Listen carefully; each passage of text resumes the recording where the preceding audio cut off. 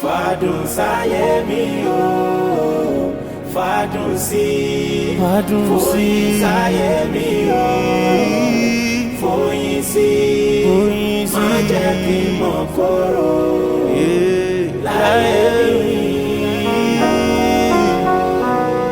Fadun sí fadun sáyé mi o, Èdùmàrè fadun sí sáyé mi o, foyin sí má jẹ́ kí n mọ̀ kóró láyé mi.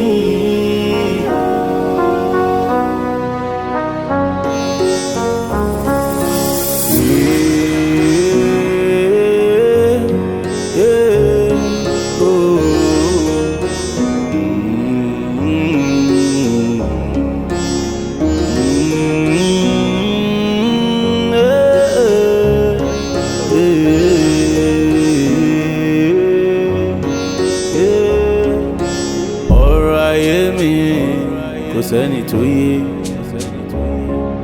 ọlọ́rọ̀ ayé mi kò sẹ́ni tó yé ibi tí bàtà ti ń gbé tà mí lẹ́sẹ̀ kò sẹ́ni tó yé níbi tí bàtà ti ń gbé tà mí lẹ́sẹ̀ kò sẹ́ni tó yé èèmọ̀ ẹ̀ má bá ti jẹ̀ mí síbi tó lé kábíyèsí má bá ti mú mi síbi tó lé ọ̀rọ̀ ayé mi ó dọ̀wọ́ rẹ̀ ó dọ̀wọ́ rẹ̀ bá mi yé. Fadun sáyé mi wá fadun sáyé mi. Foyin sí. Jẹ́wọ́lá. Má worry.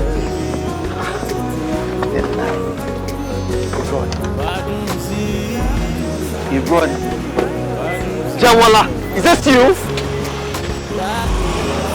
He running. Chele. Brown. Why are you looking like this? How? How? Oh, sick ni ara mi dẹ̀ ti yá, so what's... You're looking so tattered, you're looking dirty, you're looking so unkempt. In fact, both of you are smelling right now. I told you, this guy is a loser. See what you've done to yourself. Akeem, please. I can have you do anything you want, but please, my embarrass will come. I won't take that. Oko? Yes. Yoko? Yes. Ah! Something is wrong with you, Jẹ́wọ́lá. Oh, come here, excuse me, John. Excuse me. Jẹ́wọ́lá, what is wrong with you? I don't like it. Kí ló dé tó fẹ́ máa embarrass Daniel? Kí ló ṣe fún ẹ now? What did you embarrass Eléyìí onídọ̀tí? Can you please? Please what? Where now? Kí ló ṣe? Okay, wá máa lọ. We're fine. Thank you. No, mi ò lè fi ẹ́lẹ̀. You are married, sorry. Position to yẹ kó àwọn ọmọ yẹn wá yẹn o. Kò matter. I'm happy. You're not fine. Bó ṣe rí. Má kàn wá jẹ́ o, Akeem. Ṣé o lọ hospital ni? Báwo ló ṣe kàn ẹ́ náà? Bàbá ìkànnì ẹ̀ o, see what you've done to this beautiful woman. O fẹ́ bá yẹ ẹ̀jẹ̀, you are a loser. Yeah, I need to give you some money. Bá mi mọ́ one bang. Roll down. Well, stay ọkọ̀ gba ilé ìnáwó máa gba account details ẹ̀. Just take this. No worry, we're fine. Ó ṣé Akíolú. Daniel, please, let's go. Àtìgbà tí mo bọ̀ o fẹ́ kó bá girl yìí ṣá. Jẹ́wọ́lá, what is wrong with you? Oh, dẹ̀ ti gba owó tó fún ẹ. Owó wo? Ah! Damn! O Daniel, a nílé nìní, a sì máa ní lọ́la. Ìgbéraga kí n ti pọ̀ jù. Tí má fi lè gbowó yẹn lọ́wọ́ ẹ̀ tí gbogbo ayé ló máa gbọ́. Wọ́n filẹ̀, let him go. Leave him, Daniel, I'm fine. Daniel, stop. Stop it already, okay? Stop. Ombo. Jẹ́wọ́lá, Itele boy. You are a loser! That's who you are.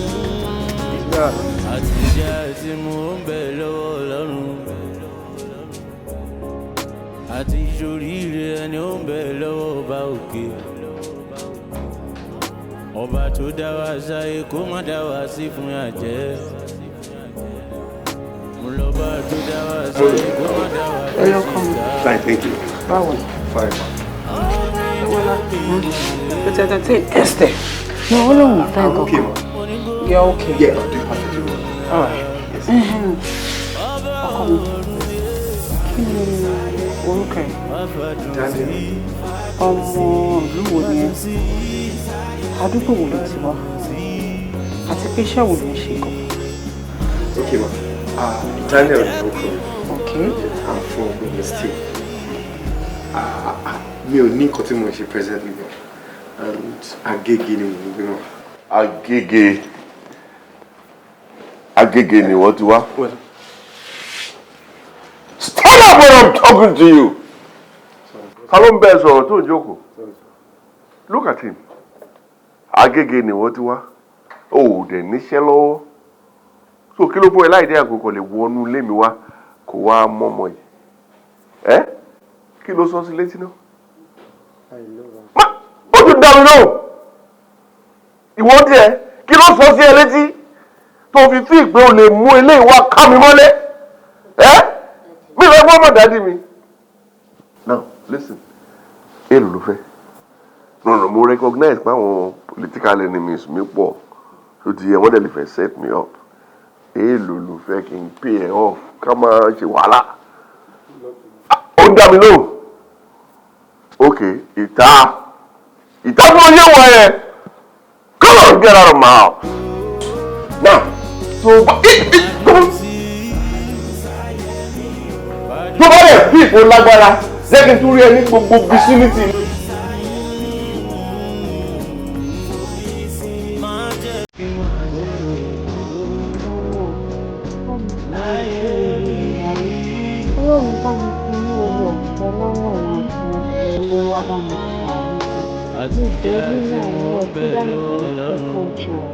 Ọlọ́run jọ ṣàánú fún wa, Ọlọ́run jọ ṣàánú fún wa, àbẹ̀bẹ̀ fún ojú rere àti àánú ẹ̀, Olúwa jọ ojú rere bá mi wáyé, bó ṣe lọ lórúkọ Jésù jẹ́ kó rí àánú gbà, kó padà.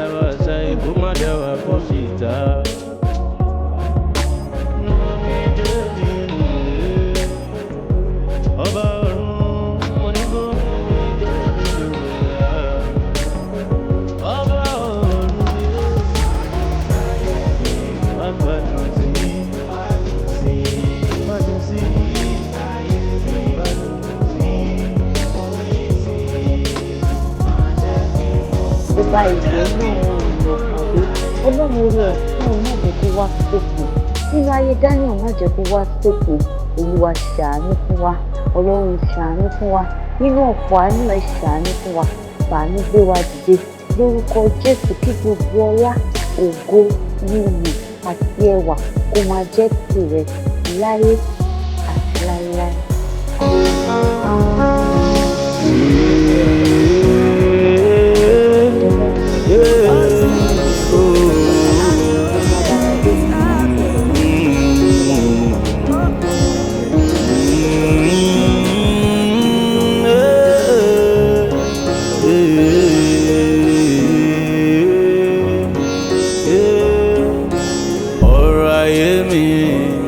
Sẹ́ni tó yé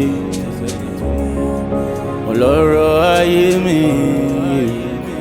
kò sẹ́ni tó yé ibi tí bàtà ti ń gbé tà mí lẹ́sẹ̀ kò sẹ́ni tó yé òní ibi tí bàtà ti ń gbé tà mí lẹ́sẹ̀ kò sẹ́ni tó yé. Sure, okay. Èmi máa bá ti jẹ mí tíbi tó lé. Mo ti bẹ́ẹ̀ sí oúnjẹ ṣé kí n lọ bẹ́ẹ̀ lọ. Ìwọ́n kọ́ ṣé wo ni jẹun ni? But Biola, why are you like this? Why do you keep doing this? What? Like, mo ti wà ní ojú window for only God knows when. Ìṣojú mi ló ṣe lọ ṣe oúnjẹ, ìṣojú mi ló ṣe lọ wẹ̀. Tí n bá bí ẹ̀sìn wá sọ pé ó ti jẹun. It's not fair. Pẹ̀lú yín nínú ìwọ ló máa lọ sọ́jà. Ìwọ ló tún máa wá ṣe oúnjẹ. Àdúrà ẹ̀ náà ṣá ló máa gba àtàwẹ̀. Ṣé o gbọ́n lọ́hùn ọ̀ràn tí wa ni? àwa la máa fọ́ ara wa tún ara wa ṣe. Hello, do you want to hurt yourself? Do you consider me at all? It's not fair. Daniel, oúnjẹ tó wà nílé táwa méjì. Ìwọ náà wò ó dé ti ṣe wàhálà lọ látàárọ̀. Ó wáṣẹ́ lọ. Ṣé kò tún wá jẹ́ kó tún máa fi nǹkan kan sínú mi? Don't worry, I'll be fine. Ìyá lọ wẹ̀ kó wá jẹun. But this is not fair. You can't keep doing this to me. I know. Just know it's not fair. It's not fair at all. It's not fair.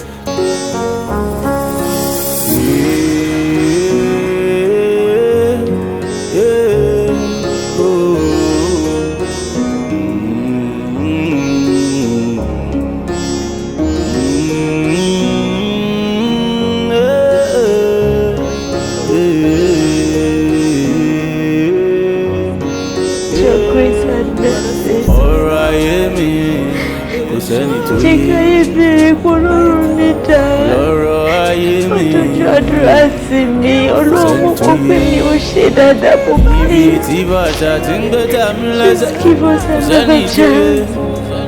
Níbi tí bàtà tí ń gbé tàmí lẹ́sẹ̀, sẹ́ni tó yẹ. Bàbá sì jẹ́ mi tíbi tó lè.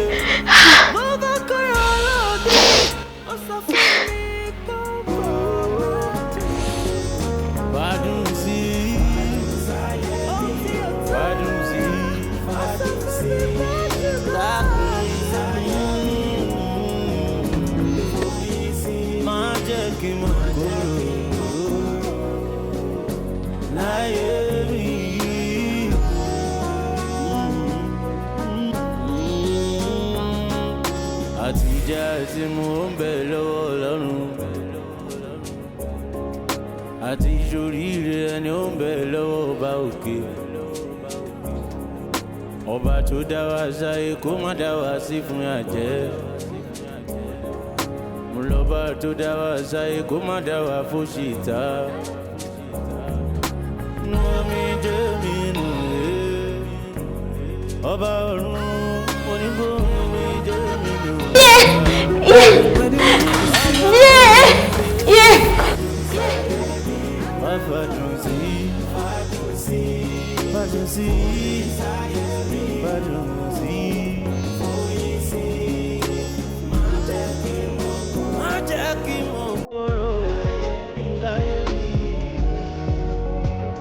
Mr. Daniel, but try to do you by. I'm just pay àbúrò mi gan, like she will soon be here. So we'll be here, I'm clear. Okay, no problem. Thank you. Doctor, ẹjọ́ mo fẹ́ rí ẹjọ́ tó yọ náà, ẹjọ́. Mr. Daniel. Doctor. When you know you can't take care of your wife, why did you get her pregnant? Huh? I said, she cooking Jeremy. I bet my pony also. See something now? Doctor, would my wife be okay? That's what matters to me. She will be my fine. I hope she's gonna be fine. Why to get paid your coin? Tell me back in loyal. I can't be kita. We are okay. I be okay. We don't jump. I be jump.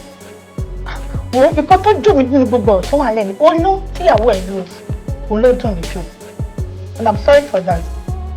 Anyway, go back and give me love. The doctor right now, she might lose you. Nobody's fine. Nobody's fine. Nobody's fine. Nobody's fine. Nobody's fine. Ah, but lose you now. She was okay. How she might lose you? Lose you now. I keep moving automatic vibration to me, man, son. You will delay. What kind of way is this? What did you do now? This is just getting too much for me. You must be okay, Jawola. You must be okay. You must be okay.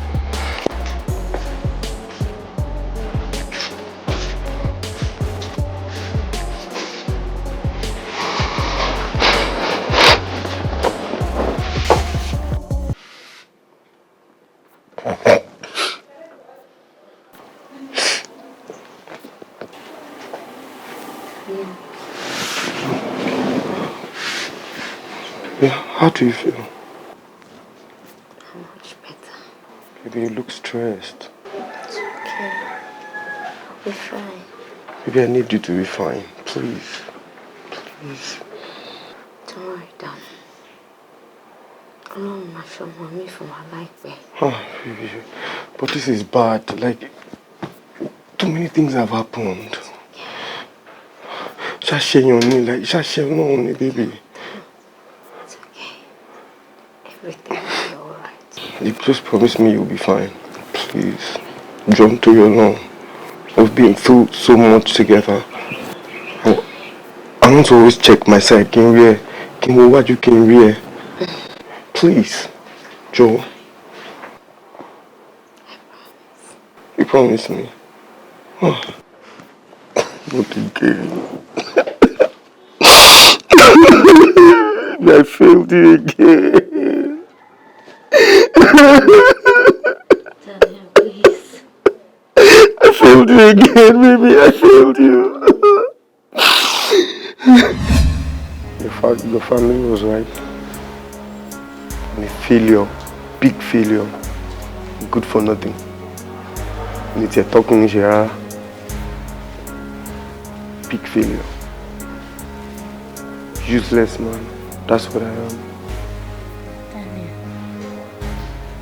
Listen. Goodbye, sorrow.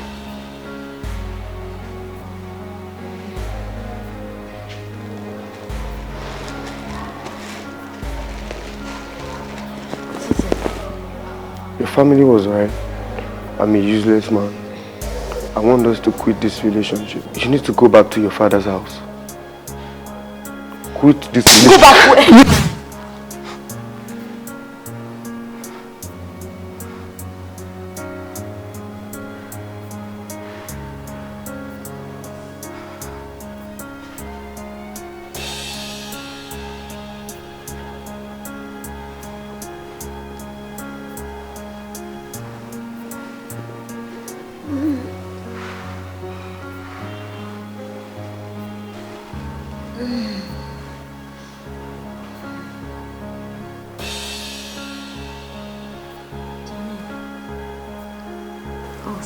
No. Masun. Ṣé okay, sir? Masun. I'll stand by you, truth you can't think. I will be there for you. I'll follow you anywhere you go. Don't fail me. Nígbà òjò, nígbà ẹ̀rùn, nígbà ooru, nígbà ọyẹ́, ìgbà tó wà àti ìgbà tí kò sí, I'll always be with you. Nígbà òjò, nígbà ẹ̀rùn, nígbà ooru, nígbà ọyẹ́, ìgbà tó wà àti ìgbà tí kò sí, I'll always be with you. When the land is dark, when the moon seems to come down, mo máa dúró tì ẹ́ ó ní tèmi.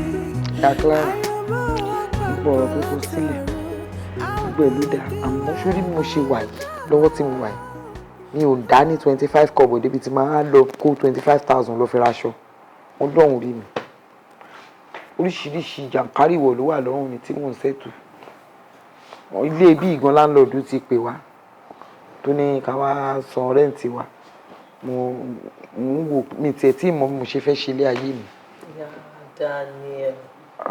Ìyá Daniel sórí àwọn kan àtọ́ pé kan tó sọ̀rọ̀ yẹ kán kọ́kọ́ máa sẹ́ǹsì nǹkan tó bá máa jáde lẹ́nu wọn kò ń ṣẹ́nu ló tẹ̀ kílè tí máa jáde gbogbo ayé ló mọ̀ ipò ọlọ́mọ tó wà nílùú òyìnbó tó dẹ̀ ń ṣojúṣe tó ń tọ́jú ẹ̀ lóyún 25,000 naira nínú nǹkan tá à ń sọ yìí.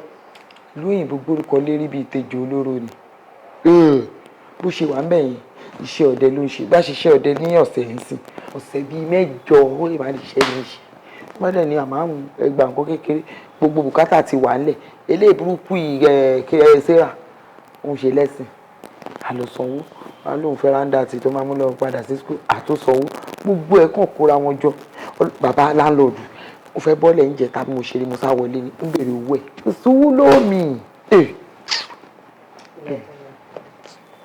ṣùgbọ́n mo fẹ́ kó rántí o 25,000 naira yẹn kò ń ṣe 25,000 naira nínú nǹkan tá à ń sọ yìí ìlú òyìnbó gbórúkọ lérí bíi ìtẹ̀jọ́ olóró ni. Dàkúlá tí nǹkan kan bá kàn ẹ́ kò sígbà tó pe gbogbo abáyé tá a dẹ̀rù kò dẹ̀ sí ètò lè gbé aṣọ báyìí tẹ́lẹ̀ kankan máa ń kàn pé kò ṣe wá jẹ́ pé gbà tí nínú wá kàn ẹ́ sẹ́yìn ló wá ń give excuse ọlọ́run máa bù ẹ́ láṣìírí. Ìyá Clara ní ilé ìfúyẹ́ kínní mo wúwo ìyá Clara ọlọ́run ní ṣe wá ló ní ṣe kan á tún ṣe nǹkan jọ mí màá tún. Ta ni? Ẹ kúrò lè mà. Daniel. Ọkọ mi ńlẹ́ ọkọ mi Àkànní Adé pẹ̀lú ọ̀nà bàbá ń dúró tiẹ̀ pẹ̀lẹ́ báwo ni ọ̀dọ̀ yín bẹ̀ yẹn. Mọ́mí òtútù náà ló fẹ́ pa wá nígbà òtútù ò ní pẹ́ lógo ọlọ́run ọlọ́run bá mi ṣe aláàbò lórí ẹ̀ òtútù yẹn pọ̀ pẹ̀lẹ́. àmì lágbára náà. Mọ́mí mo fẹ́ sọ fún yín pé mo fẹ́ wá sí Nàìjíríà ní like I want to be back home. Kí ló fẹ́ wá ṣe ń lé kí ló èlò lò níbi tó fẹ́ wá kí ló fẹ́ wá ṣe. Mọ́mí mo fẹ́ wá establish pé tí téèyàn bá lọ sí òkè òkun náà yá. Mo ní sẹ́mọ̀ pé téèyàn bá lọ sí òkè òkun téèyàn bá èèyàn láti come back home ẹ̀mọ̀ yẹn máa. Mi ní kó má come back home ṣùgbọ́n kò sówó ńlẹ̀. I want to come and establish a very good business, a big one though. Big business. Yes, Mommy. Nǹkan tó ṣẹlẹ̀ ni pé màá pè ẹ́ lálẹ́ ní káàbùrò àbúrò ẹ̀ bá mi pè ẹ́ lálẹ́ ṣùgbọ́n ìyá Clara wà bí ṣé wà kí wọn. Mọ́mí máa bá wọn sọ̀rọ̀ níta ẹ̀ kọ̀ọ̀kan pé mò ń kí wọn máa bá wọn sọ̀rọ̀. pẹ̀lú ọkọ mi ṣàlàáfíà ni. Ẹ bá àbúrò ẹ sọ̀rọ̀. wá máa rí ṣe. ó ní kí n kí ẹ ó ní kí n kí ẹ. ó dẹ̀ ṣe ọlọ́yọ̀ ló máa dé o ayọ̀ ló máa dé lágbá ọlọ́run o. Àmì o. wá máa rí ṣe o. Ẹ̀gbọ́n mi ó yá jáde ká máa sọ̀rọ̀ tiwa náà. lọ́wọ́ bá parí ìjọ ti wọ́ kódà kẹ́tẹ́kẹ́tẹ́ ṣubú. Kí ni. Owó ni owó tó sọ wípé ó ní kó má fọ́ ó ní ó ti wà ó lẹ́rù wà nílẹ̀ gidi gan lóhùn kó bọ̀ wá sí Nàìjíríà láti wá ìsàbí sórí sí àpẹẹrẹ àparò ìjà kù. Ìyá Clara Ìyá Clara ó gbọ́n tó sọ dáadáa ó ní báwo ni wọ́n ṣe máa ń ṣe kọ́ńpìnì níbí n tó ń sọ fún mi nìyẹn olóhùn ń kówó bọ̀ o aláàdúró òyìnbó lè jẹ́ kó gbóbìnrin tira bẹ́ẹ̀ yẹn tó kàn ń fọ́ta lẹ́nu ẹ̀ máa wò ń tiẹ̀. Kò sí kankan tí mò ń náwó sí nínú etí o gbogbo nǹkan tí Daniel sọ pátápátá ni mo gbọ́ ó ní kó má fọ́ ó ní èmi ló ti wà lọ́wọ́ ẹ̀ tó fi lóun bọ̀ Nàìjíríà ó ní kó má fọ́ ó lẹ́rù wà ní olówó wà nílẹ̀ gidi gan náà fẹ́ establish. mo ti ẹ̀ mọ̀ Sarah òun ṣàlàyé nǹkan kan fún mi kóun ò rí nǹkan oṣù mò ń bọ̀ ni mo fẹ́ lọ bá nínú ilé kí n lọ bí ibi tó ti máa lóun róyún òṣì máa lọ bá ń jẹ́ nù. Ìyá Daniel. Sórí pé ọmọ lásán kejì ajá ni ó mọ̀ pé Daniel fẹ́ bá mi sọ̀rọ̀ tó yẹ ó mú obìnrin yìí ó gbé fóònù wá síwájú ó tún gbé fóònù sí spíkà sórí ẹ̀ bàjẹ́ ní sọ fẹ́ pé kó yẹ máa gbé fóònù sí spíkà mọ́. Mọ́ mi ìmọ̀ ẹ kọ́rọ̀ wàá fún ẹ ní kò lórí tó bá tún bá mi sùn ṣọ̀rọ̀ ó mọ àlè jájá tí ìyẹn sì nìyẹn ń dunú lọ́wọ́ ń sìn tó ń sọ pé bóyá. wọ́n ta Ìyá Daniel. mo ti fẹ́ nà pa mi ò mẹ́ni tó ló fún mi lóyún ó ń sọ̀rọ̀ pé bọ̀bọ̀ nǹkan tó ń ṣe dakilina ń sàlẹ̀ mẹ́wàá. bọ̀bọ̀ dakilina ẹ̀wò ìṣe nítorí kóòtù wá gbé fún ẹ lójú mi ló ṣe ń bá mi gbogbo nǹkan tẹ̀sán pátá kò sí ti mi. ojú ẹlẹ́dẹ̀ rí bí kí mo yẹ kí n ṣe fẹ́ fara pamọ́ fún ẹ ni ó yẹ kí n pè wá kó wọ̀ pàápàá kó bá wí ọmọ tá à ń náwó lé lórí wa lọ lóyún fún dakilina. ok mo ti gbọ́ jáfọ̀rọ̀ tó ní dakilina yìí tá tó wà nílẹ̀ yìí báwo la ṣe fẹ́ ṣe sí owó aṣọ. ọ̀rẹ́ mi ọlọ́mọdé arógun òrònú inú òrònú mo wà. lórí èwo. mo ti ẹ̀ ń wò pé bóyá àwọn tó ń ṣe ẹ̀m tí mo máa ń bá dájọ́ ní kọ́mílẹ̀ láǹtà bóyá kí n lọ gbawó díẹ̀ lọ́wọ́ wọn mi nílé rọ̀pá márùn-ún. lápá méjì àbọ̀ àwọn àwa àpò ṣe ìmáfi ní ìsìn. I'll stand by you through thick and thin. I will be there for you. I'll follow you. Mo fẹ́ kó jẹ́ surprise fún ẹ tẹ́lẹ̀. But now mi ò lè hide it mọ́. Ọlọ́run yọ ètò tètè sọ fún mi ká nípò ló pẹ́ ni kí àwọn ti gbàyàwó ẹ̀ lọ.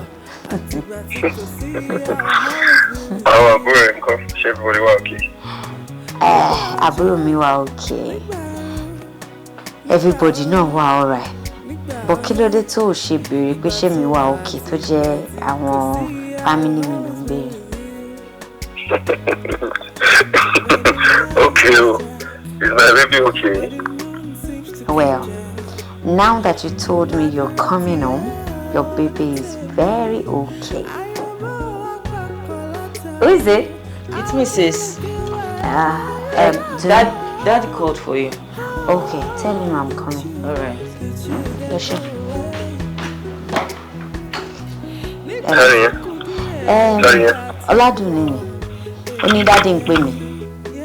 Oh, Bami Kyo. Màá jíṣẹ́ fún. Okay then. I'm going to be like about 10 size mommy àti àwọn àbúrò ẹ̀. Okay, that won't be a problem. I'll send it. Okay then. Kiss. Bye, darling. Good, take care. Just inside, lo, dada di lo. I'll talk to you later. Love you too. Bye.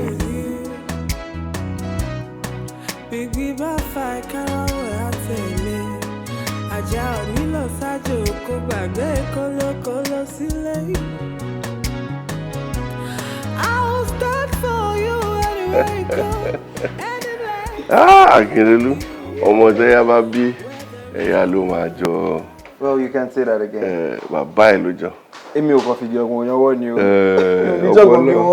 Ọpọlọ ti pọ̀ jù. Àwọn ọpọlọ tó ń dowó. Exactly. You know. Very good. Hi, Freddy. Okay. Daddy, you sent Yeah, jókòó. Ni mo ránṣẹ́ pé. Yes. Sorry.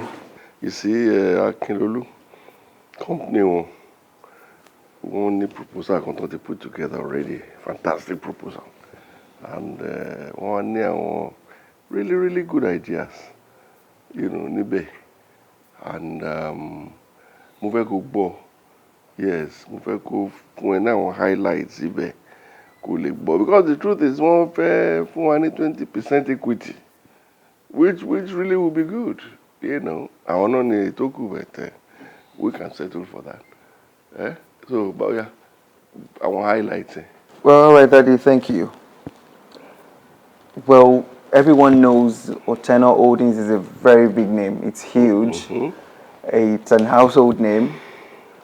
Aside from the real estate business we're into, that is worldly known now, the construction firm is not doing badly at all.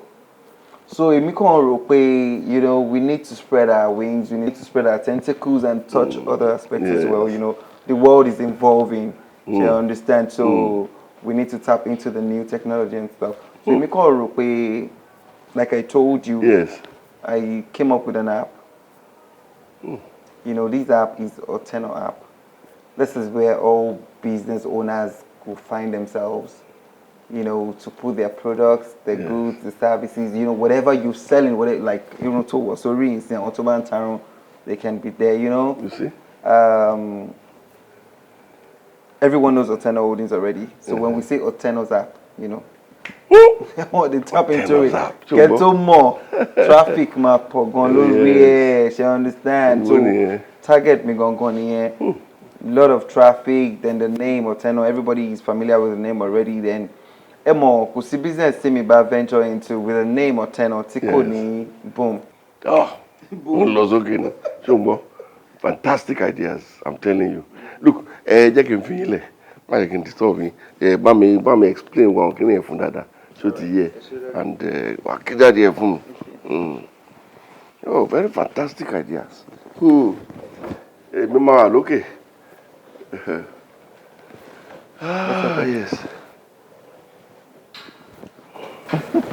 So, why should I be part of this proposal? Akeem, Yes, darling. We understand pranks tí wà tí daddy ń try láti play. Ó yé mi dáadáa. I have told you countless times pé mi ò lè fẹ́. It's as simple as that. Ṣé nǹkan mi wà ńbẹ̀? Well, Biola, to start with, you're beautiful.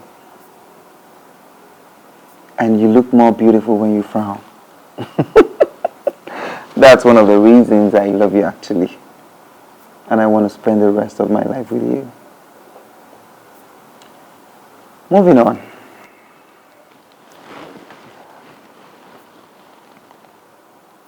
I love you.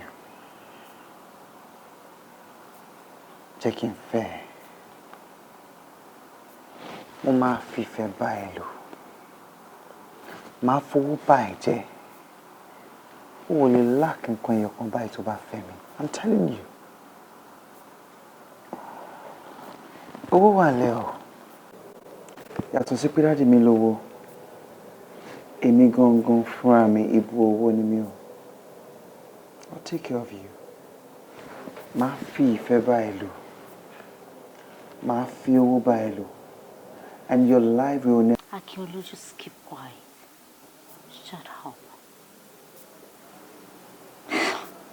You see what I'm saying? Ìgbéraga ẹ ti pọ̀ jù. You are just too rude and arrogant. Wá, kí ló gbé tó ń gbé? Kí lẹ ní téèyàn kan ò ní rí? Kí ni? Ṣé báyé yìí náà ni? And then wọ́n máa bá mi sọ̀rọ̀, wọ́n máa sọ̀rọ̀ bí ẹni wípé ìwọ nìkan ni bàbá ẹ lówó. Ṣé sọ fún ẹ pé ọmọ tálíkà lèmi ni? Àbọ̀ sọ fún ẹ pé àwọ̀ lówó níbi tí mo ti wá. What is your problem? Kí ni? Ṣé bí ìwọ náà ni gbogbo ẹ náà rèé? Well, má fi ikú wé ọrùn. Then I need to correct you about something. Mistake confidence me for arrogance. I'm not arrogant. Yeah, I'm not. Ṣorí owó dáàdì mi lówó tó ń sọ fine dáàdì ẹ lówó.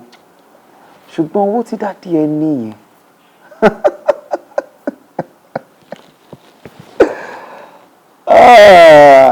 It's just like ṣọmọ tí èèyàn bá kan omi sínú ocean. Fi owó tí dáàdì ẹ ṣe rí nìyẹn. The wealth that my father has is like that of the ocean. And tí dáàdì is just like a pinch, kéré gan. Try gbogbo nǹkan tí mi sọ pé ó tí mò ń bẹ̀ so I'm not even talking about the wealth of my father. I'm talking about myself. Yes. Tó bá fẹ́ mi. Gbàgbé dáàdì ẹ lówó, owó dáàdì ẹ ló ní ẹ. Kó fún ẹ lówó, kó fún ẹ everything. Ó máa ná tán because kò lè débì kankan. But tó bá fẹ́ èmi, owó tèmi owó ẹ ni. Àjọ máa ná ni. Àwọn ọmọ wa, àrọ́mọdọ́mọ, wọ́n á bá ń bẹ̀. Yeah, I'm not kidding. Oh, you know what? Well, I guess that's the reason I am very hardworking. Mi ò kí ń ṣọ̀lẹ, mi ì dẹ̀ kí ń ṣèmẹ́lẹ́.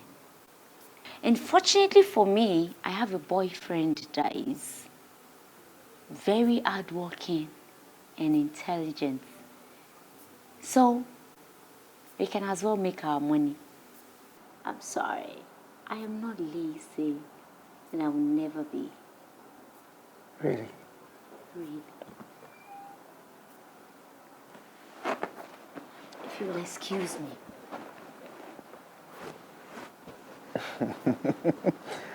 Well, obìnrin, it's normal for you to prove difficult. I know you still think about it. You want to be ladylike, Hey, darling. Aye. I miss you so much. Where are you? Ilé ni mo wà, mo bá wọn rí pé kan sọ̀rọ̀. As in, ẹ̀mí ọ̀tá mi ti fẹ́ bọ̀ lórí ẹjọ́ tí ó kan ìyá mi tí ó kan bàbá mi. You make me laugh so hard.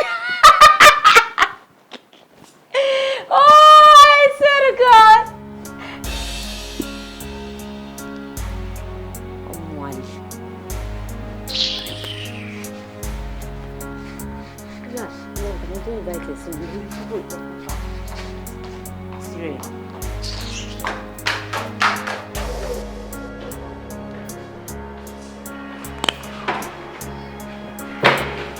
Sarah ọkọ mi. Jọ mo fẹ́ lọ ra àwọn nǹkan kan ni.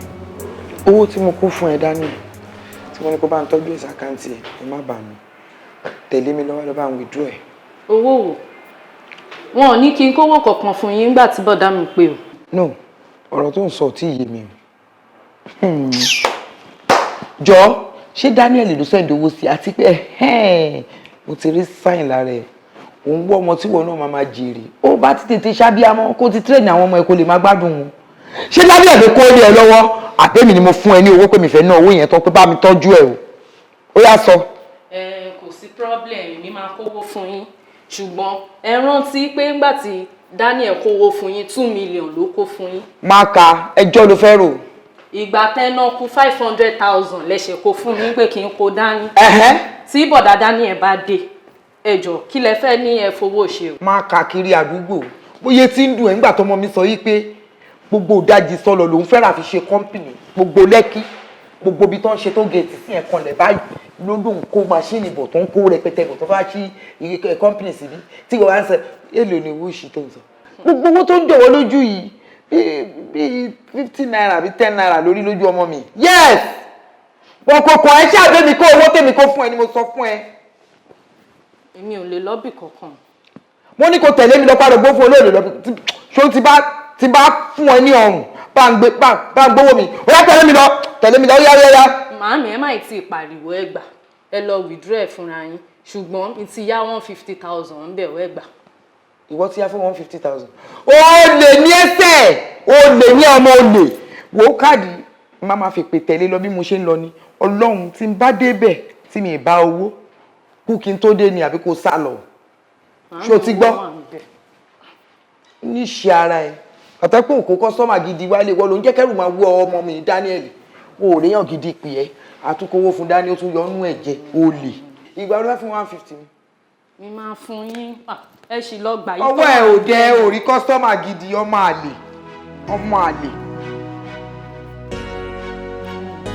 bá ti dọ̀rọ̀ owó báyìí.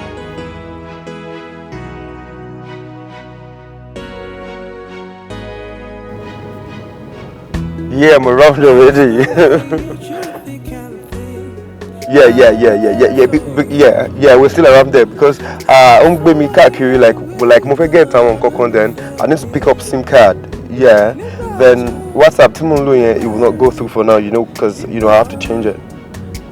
Yeah. Once I get a new SIM card, like my communicate for there, so so we can keep talking.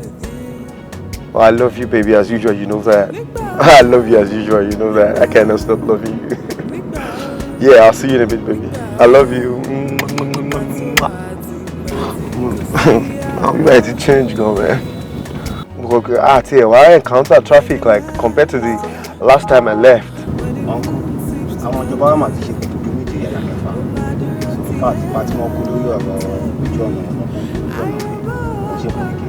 the Yeah, you can say that again.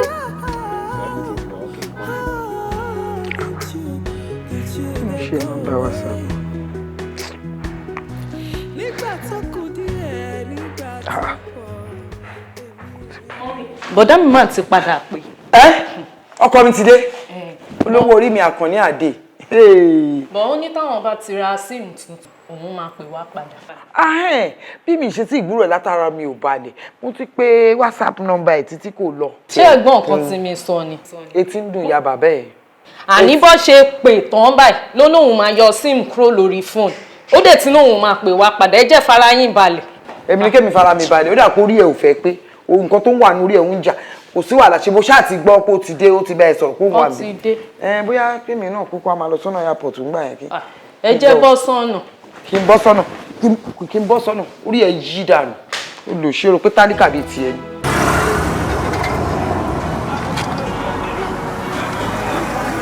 Move now. Let's go now. For why you say that? For why did you like this? Move now. Move. Let's move. Move. Guy, Wakana, why did you like this now? Why did you like this now? FCC.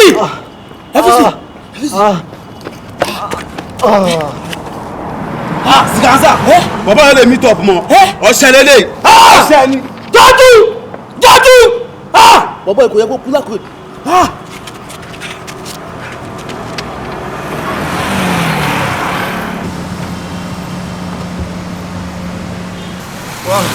Welcome to Nigeria.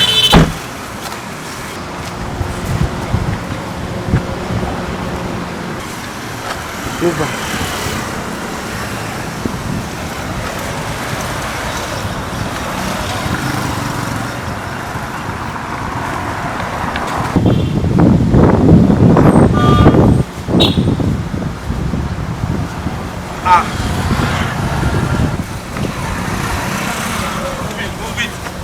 Let's go. Move it. Move it. Come. Move. Come.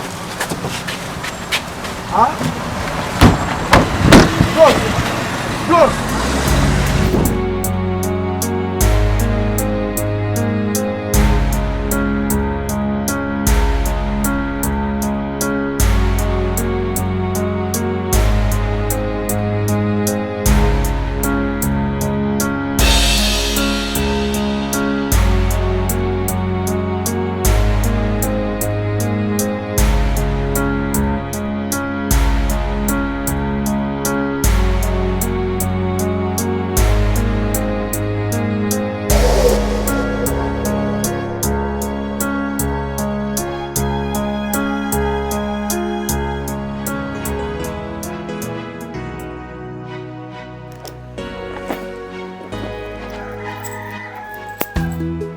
I'll stand by you, truth be kind of thing.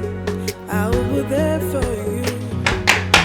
Daniel, ẹ jọ̀ọ́ kí ló ṣe Daniel? Kí ló ṣe? Ẹ calm down. Ṣẹ́yìn ni mo pè lórí fún. Èmi ni. Accident ni. Daniel.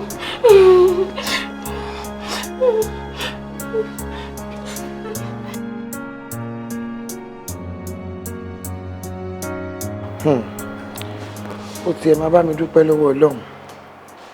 Tọ́lọ́run ò jẹ́ kó mọ mi ráàrin fẹsẹ̀ sí aburú. Tó bá lọ jẹ́ pé bóyá wọ́n lọ yin olódì ẹ̀pà kí ni mo fẹ́ máa sọ lénìí. Dúpẹ́ fọ́lọ́run. Dúpẹ́ o.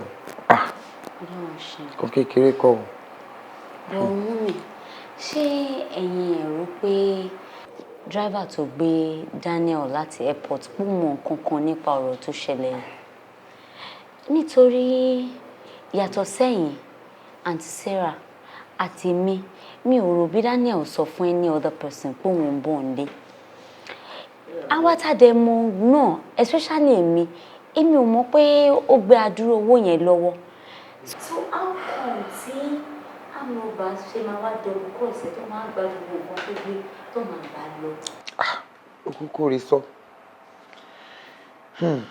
Àwọn ọlọ́pàá tó tiẹ̀ ṣe investigation wọ́n ní kì í ṣe pé òun gangan làwọn olè fẹ́ lọ bá, pé wọ́n lọ rọ́ọ̀bù báǹkì ni ọlọ́pàá wá lé mọ́tò wọn bọ̀. So bọ́lọ́pàá ṣe lé mọ́tò wọn bọ̀, wọ́n á dọ́gbọ́n fi mọ́tò ìtàn gbé yẹn sílẹ̀, wọ́n fi fìbọn láwọn bọ́ọ̀lẹ̀ tán fi gbé mọ́tò lọ tẹrùtẹrù. Ó wá change ga ọ. Ọlọ́run á máa fi ṣọ́ ẹ̀ṣọ́ gbogbo wa, àní láàrin fẹsẹ̀ sí lágbára Ọlọ́run. Tèmi yọ́ lọ́hùn ó dùn mí o. Ètò tí wàá jẹ́ kàyéfì fún mi sí. Níbo ló ti fẹ́ raṣọ tó fẹ́ máa wà? Bí wọ́n ní àwọn polo tó tóbi jù ẹ lọ díẹ̀ tó máa fún. Kékeré raṣọ, ẹ̀mí lójú a máa raṣọ, àwọn òṣìṣẹ́ kò ló gbé fáìn. Báwo ni wọ́n ti ṣe jẹ́ sí? Ṣé ọ̀rẹ́ ẹ̀ ní ẹni àbí girlfriend àbí báwo? Ń gbọ́ Daniel kí ló ṣe jẹ́sẹ̀? Ìyàwó àfẹ́sọ́nà Daniel ni wọ́n. Alólóṣì ni ẹnu ẹ kàn máa ṣe pẹrẹpẹ ni. Ìyàwó àfẹ́sọ́nà tó bá jẹ́ ìyàwó ọ̀nà ni kó lọ bá àwọn men at work kó dúró sí títì náà. Kí ló fẹ́ máa ṣe ń bí? Kò jẹ́ kó lọ́rọ̀ sọ̀rọ̀. Gbọ́n tí ẹ jàre, mo gbọ́ wọn ní Agàngẹ̀ ni mọ́mí ẹ ti wá. Wọ́n ní dádì ẹ Ìgbòho. Wọ́n ní màmá dádì ẹ ń kọ́ Èjìgbò. Pé ọ̀nà ọ̀nù lọ́nà Ọ̀yọ́ lọ́hùn mọ́ nǹkan mọ́ tó bọ́ sọ́dọ̀ Benin. Pé bẹ́ẹ̀ ni ìlú ẹ̀, pé bẹ́ẹ̀ dẹ̀ ló ń gbé. Agàngẹ̀ lọ́nà ọ̀dọ̀ pàpà lọ́hùn ọ̀nà àti bọ́ sọ́nà bọ́dà. Wọ́n níbẹ̀ ni màá. Torí òwúwa ẹ tó responsible ni. Òun fẹ́ odindi ọmọ báyìí lọ́wọ́ mi tó ń sọ mo lè fún ẹ ní gbájú. Tí bá fún ẹ ní gbájú, ojú ẹ máa yọ bọ́lẹ̀ tó ń báyìí ni. Ètò dẹ̀ kọ́ ajin kòtò. Ṣó yẹ ẹ́ sìn? Tí o dẹ̀ mọ̀ wípé ó ní ìyá, ọmọ ìsàlẹ̀ kó lè mímí ṣe olùṣe yan. Yes, ó yẹ kó tiẹ̀ ti dé gbígbà mọ́mì o èmi ni báyìí sọmọ yín o kò ní kí n kí ẹ ká dẹ̀ mọ̀ ẹ́ ó wá jẹ́rú ẹ̀ ní ìta wá mọ̀ ẹ̀wọ́ orun ta fi mọ́ra wá ń sìn ó ní ó ní àjẹ́lé mi pé kó má wulẹ̀ yọjú. irọ́ ọmọ mi ẹ̀wọ̀ ẹ má bínú mà kò kí ń ṣẹjọ́ mi ò Daniel ni òun ló sọ pé kí n hold on kó dìgbà tóun bá dènà ṣé bẹ́yìn náà dẹ̀ mọ̀ọ́rọ̀ àwọn ọkùnrin wa ẹ̀ mi ti má ṣe jù ó má dàbí ẹni pé mo wà too forward ni I'm really sorry. a ní ìrọ̀rọ̀ sọ ọ̀rọ̀ ọdún lẹ́nu yẹ ó lé ẹ ọ̀rọ̀ ọdún lẹ́nu ẹ. ẹ má bínú ẹ má bínú ẹ má bínú. dìde má wọ̀rì bẹ́ẹ̀ ṣe máa ń ṣe nìyẹn máa ṣojú ṣoṣoṣo kiri ṣáà bá wá polo wá bá wá polo bá ní kó gba ṣòkòtò lọ́wọ́ ẹsẹ̀ tínrín òun kí kò lè wọ̀. I like it. Should I change it? Thank you. See you. Okay. News can share. Jẹ́wọ́. Change. Jẹ́wọ́ ládà. Irú pálapàla wo ni ẹ? Kí n má lè rán ọmọ iṣẹ́ kó lọ represent company l'Abuja látàárọ̀ mi ìdẹ̀ rí mọ́. Mo pè kò gbé kọ́. Ẹ wo, ẹ má bínú sá. Èmi bó ti ń pè látàárọ̀. Ṣé ẹjọ́ ògbósunlé mọ́jú? Daddy wọ́n sùn sílé, àárọ̀ ẹlẹ́ṣẹ̀ jí jáde. Okay. Sísẹ́pù wo ló mọ orin ẹsẹ̀? Mo ló wà báyìí. Mo ló wà. Kí ni? Ó dẹ̀ sọ́bi tó wà náà. Wọ́n lọ sọ́dọ̀ boyfriend wọn. Mi gbọ́. Boyfriend wọn.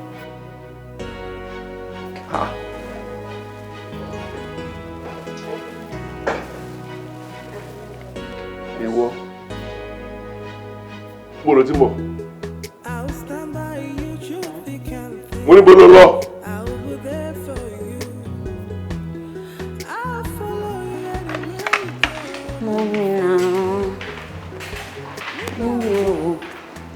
Online lèmi àti Daniel ti pàdé. I dey get along dada. He's a very nice guy. Òun náà ò ní kí n fẹ́ torí mi ò nífẹ̀ẹ́ Akeem.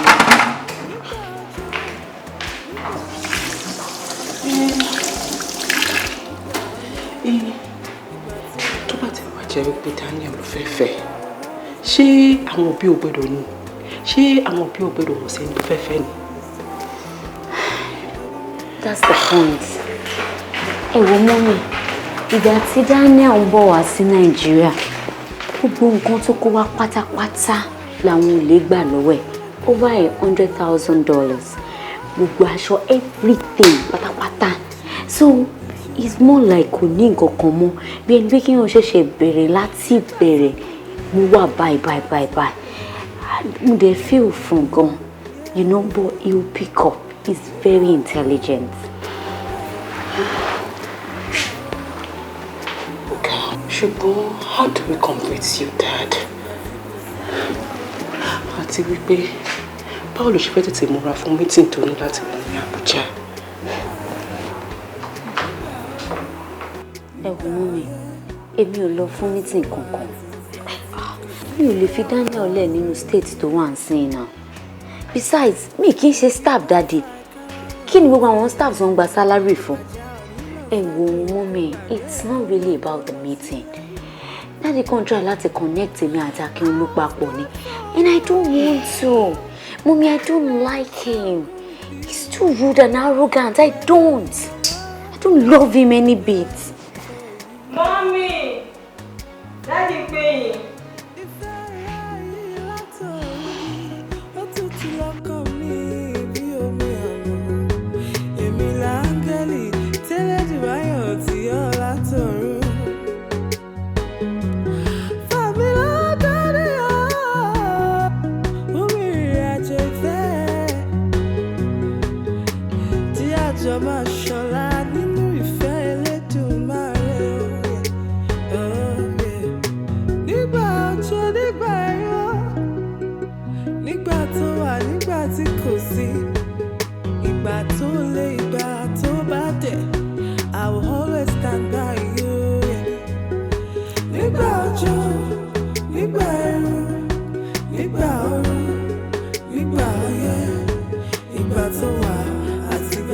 See how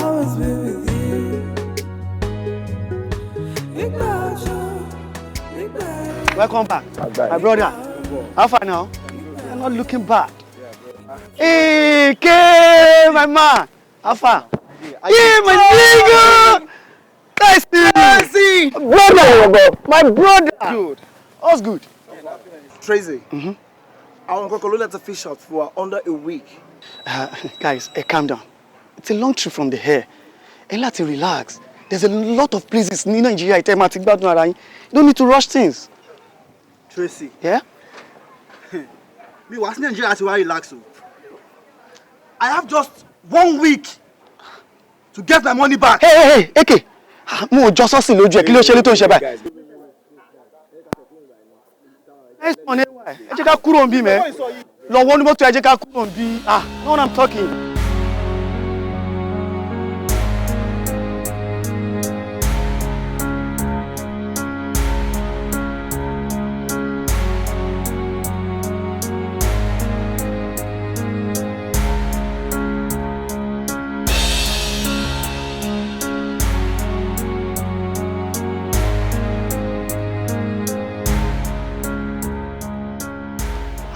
Just strike you. At the cash out. What will you do, Lisa? Why don't you calm down? Do you know how much we are talking about here? We're talking about $100,000 US. $100,000 US. Tracy, can I say right now?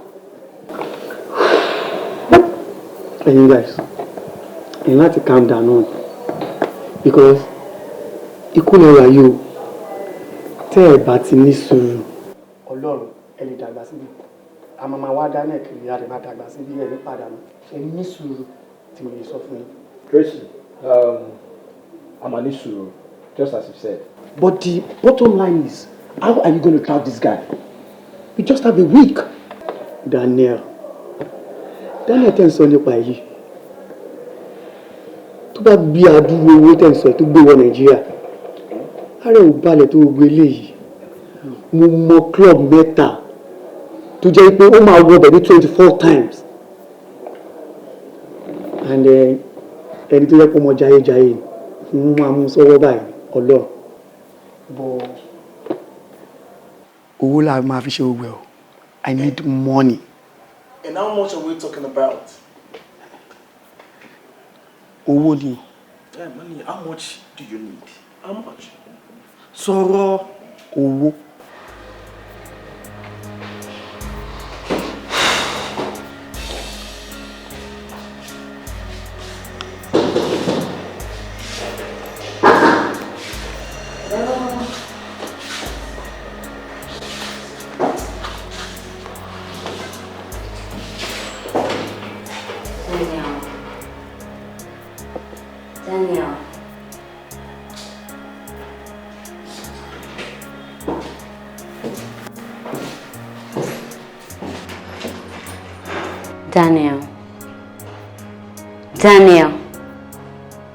Daniel.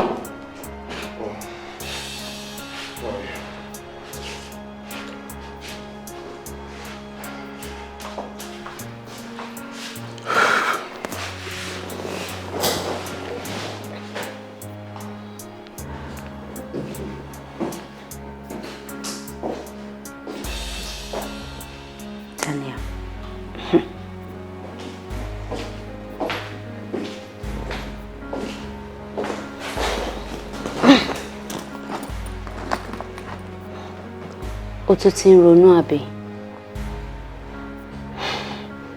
Ó jẹ́ kí n sọ fún ẹ. Tí ẹṣin bá dá ni, a máa ń túngún ni o. You need to move on with your life. $100,000 gone. Jewelry is gone. International passport is gone. But then you move on with your life.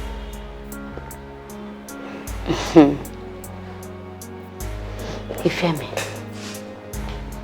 Sórí gbogbo nǹkan tó kálẹ̀ yìí kò tó Ọlọ́run láti ṣe láàárín ìṣẹ́jú kan tọ́lọ́run bá sọ pé òun dé. Please stop thinking about it, right? Okay, jẹ́ ká gbé yẹn tì. I have a good news for you. fẹ́ kó wá lọ meet àwọn parents mi, especially my dad.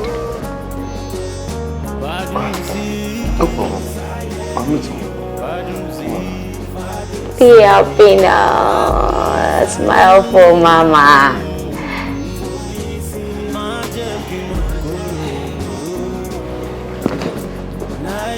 Babe, ṣó mọ̀ pé nígbà tó ṣe wá Yankee tèmi àti ẹ máa ń sọ̀rọ̀, gbogbo àwọn pictures ẹ ti máa ń rí.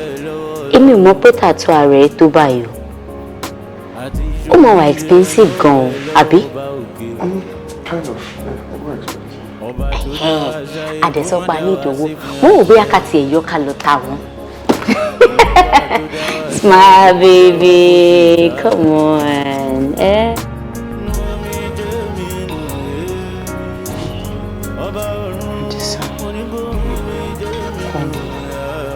Olówó orí mi ọ̀rọ̀ lórí ọmọ ìjà ìyáná mi wá fún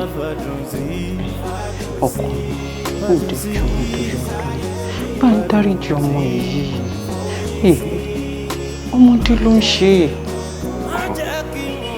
Kí ni ká dáríjì bẹ́ẹ̀ sí ṣé ti mítìn tí mo ní kúrò lábújá tí ó lọ ni àfi tọkọ tó ṣàpàdánù pọ̀ fẹ́ mú àkàmú mọ́lẹ̀ èwo la fẹ́ dáríjì mọ́.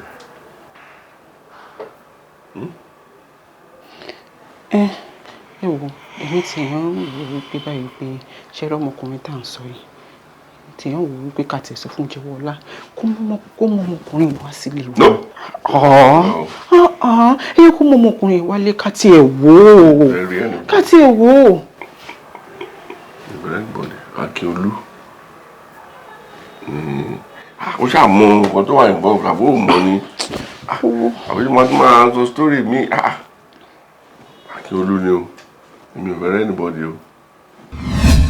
ìtàkùn yé wọ ẹ come on get out of my house now tó bá rẹ̀ fi ìfò lágbára lẹ́kìn tó rí ẹ ní gbogbo vicinity ilé mi ní kòmpú kí ni gbogbo yẹn. Daddy, ní dáná ò ṣe fún mi. Ṣé mo rí láti ibì kankan tẹ́lẹ̀ ni? Kí ló dé tẹ ṣáájú ọ̀rọ̀ yẹn sí? Kí ló dé tẹ sọ̀rọ̀ sí bí ẹni pé Ọlọ́run kọ́ ló ṣẹ̀dá ẹ̀dá èèyàn tó lọ́run dá bíi titi yín? I mean, Daddy, mo fẹ́ kẹ́ lọ mọ̀ pé ọ̀nà ẹrú ló jẹ ẹrú náà ní bàbá.